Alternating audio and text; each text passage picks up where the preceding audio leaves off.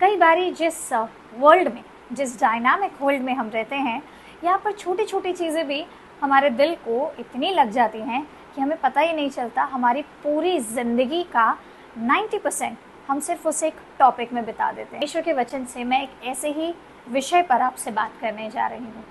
कई बारी इस दुनिया में जब हम रहते हैं, बहुत सारी चीज़ें हैं जो हमारा ध्यान खींचती हैं, और उन्हीं ध्यान खिंचते खिंचाते हम एक ऐसी जगह पर आ पहुंचते हैं जिसे कहा जाता है डिस्ट्रैक्शन, और उस डिस्ट्रैक्शन से निकल के आती है इनसिक्योरिटी, यानी कि एक असुरक्षा की भावना।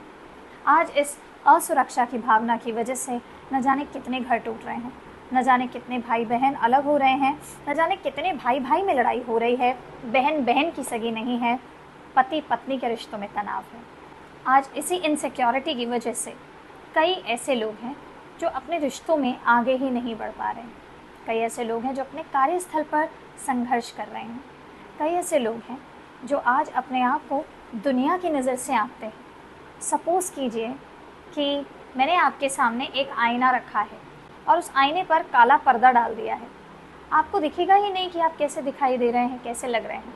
लेकिन अगर मैं आपको बताना शुरू करूं कि आपकी नाक पे कुछ लगा है, आपकी आँख पे कुछ लगा है, आपके मुंह पे कुछ लगा है, आप अचानक उन्हें ठीक करने लगेंगे, क्योंकि अब आपका दिल ये जानता है कि आप नहीं देख पा रहे, लेकिन आप मेरी नज़र से उस चीज़ को देख रहे हैं। आप यकीन मानिए, ये मॉडल आज की दुनिया में 95% लोग फॉलो कर रहे हैं, और उसकी वजह से किसी और को मैं अच्छी लगूं, किसी और को मैं अच्छा लगूं, किसी और की नज़रों से मैं बहुत अच्छी दिखूं, सोशल मीडिया पर एक अलग ही रेस चल रही है। कई बार हम देखते हैं फ़िल्टर करी हुई रील्स को लगाया जाता है, असल में इंसान कैसा दिखता है और वैसे कैसा होता है। और काफ़ी बारी तो हम इस बात से भी हैरान हो जाते हैं कि उस फ़िल्टर के खेले खिलाए जीवन में लोग इतने खुश हो जाते हैं कि जब कभी अपनी अकेलेपन में आकर के वो बैठते हैं तो उनको पता चलता है वो कितने अकेले हैं। असुरक्षा आपके जीवन में अकेलापन लेकर आती है, और परमेश्वर का वचन असुरक्षा का खंडन करता है। कैसे?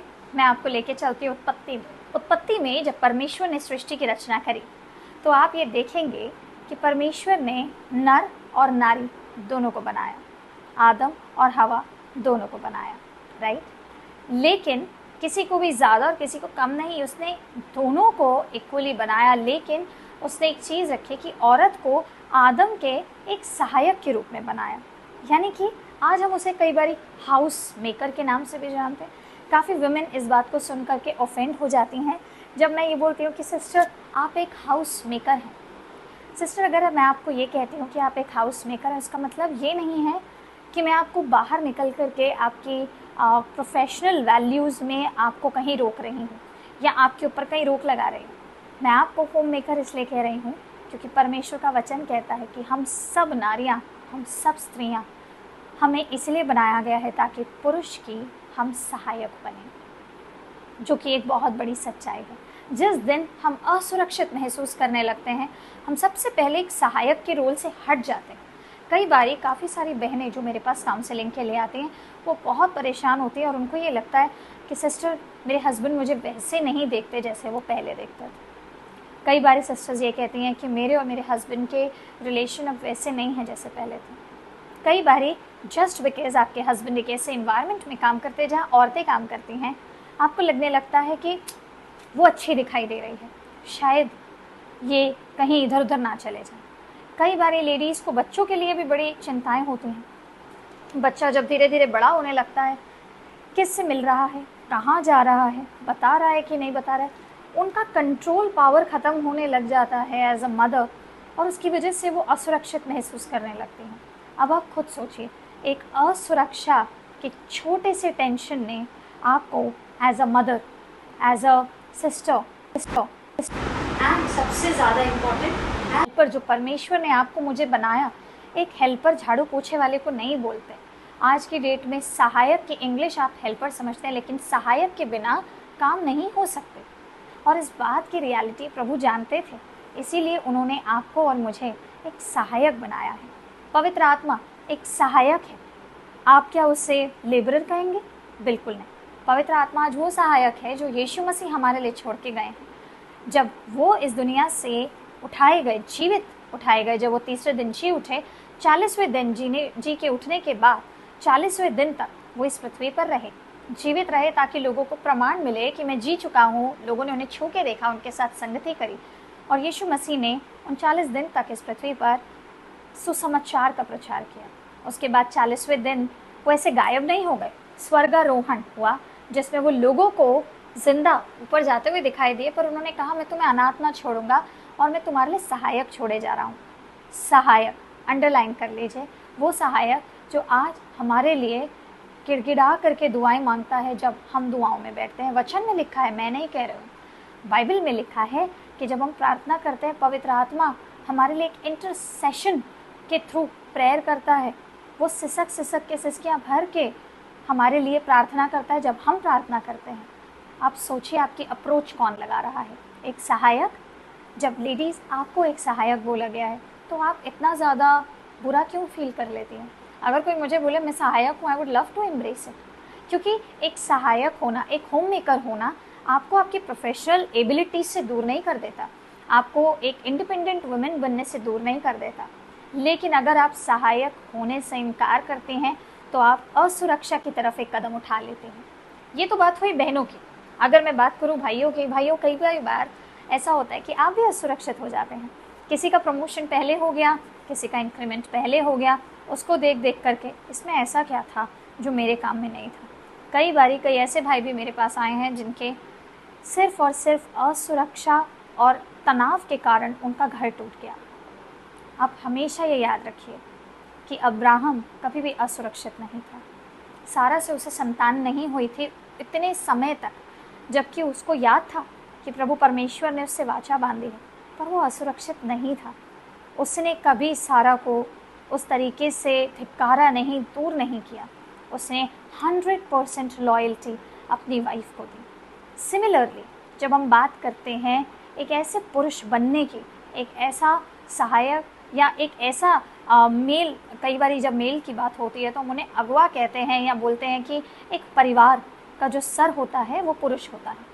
और मैं इसमें ये नहीं बोलती कि हम पुरुष प्रधान समाज में रहते हैं, मैं ये बोलती हूँ कि हम बाइबल के अनुसार चलते हैं। यहाँ पर परमेश्वर ने पुरुष को अगर सर बनाया है तो स्त्री को उसका सहायक बनाया है। अगर सहायता ना हो तो आप कैसे अपने काम को कर सकेंगे? इस चीज़ को समझना बहुत ज़रूरी है।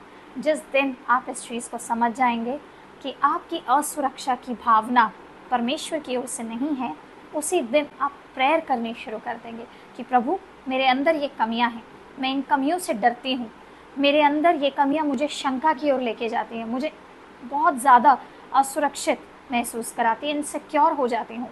जलन, सोशल मीडिया पर कंपटीशन, एक दूसरे से बैर रखना, एक दूसरे की चुगली करना, एक दूसरे के बारे में हमेशा गलत सोचना।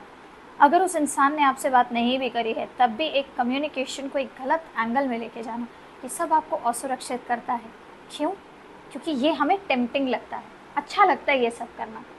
याद रखिए, 7 दिन का चैलेंज आपको दे रही हूँ।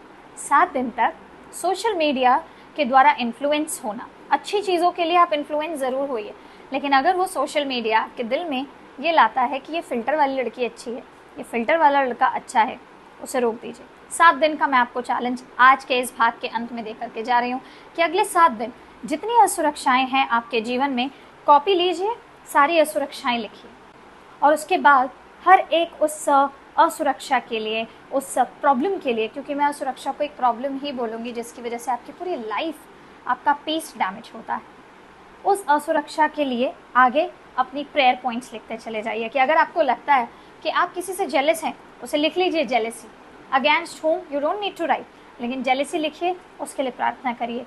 जैसे जैसे आप अपने असुरक्षा के पॉइंट्स के लिए दुआ करेंगे ना, आपको ये पता चलेगा 7 दिन में जहाँ जहाँ आपको लगता था कि मैं असुरक्षित हूँ, जहाँ जहाँ आपको लगता था कि मेरा नुकसान हो जाएगा, परमेश्वर आपको वहाँ से यूँ निकाल लेंगे, क्योंकि परमेश्वर वो महान हीलर है जो कि हमारी असुरक्षा का इलाज करता है। जहाँ हमें लगता है कि सब खराब है, वो कहता है मेरी नज़र से देखो।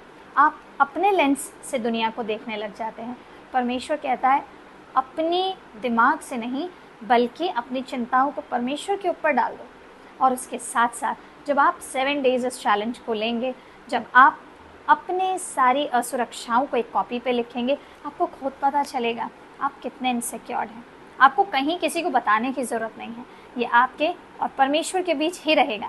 लेकिन आपको एक ऐसी अनुभूति होगी जो इतने साल से कभी नहीं हुई है। अगर आपको लगता है आप असुरक्षित हैं, अगर आपको लगता है कि आपके रिश्ते आपकी पकड़ बनाने के बावजूद आपके हाथ से निकल रहे हैं, याद रखिए 7 दिन का चैलेंज है। परमेश्वर से बात करिए, प्रार्थना करिए और उस असुरक्षा या जो भी वो परेशानी है उसको अपनी कॉपी पे लिखिए, प्रभु के सामने उस पर दुआ करिए। प्रभु आपके लिए मार्ग निकालेंगे और आपको दिखाई दे जाएगा कि आपकी असुरक्षाएं खुशियों में बदल चुकी हैं। God bless you.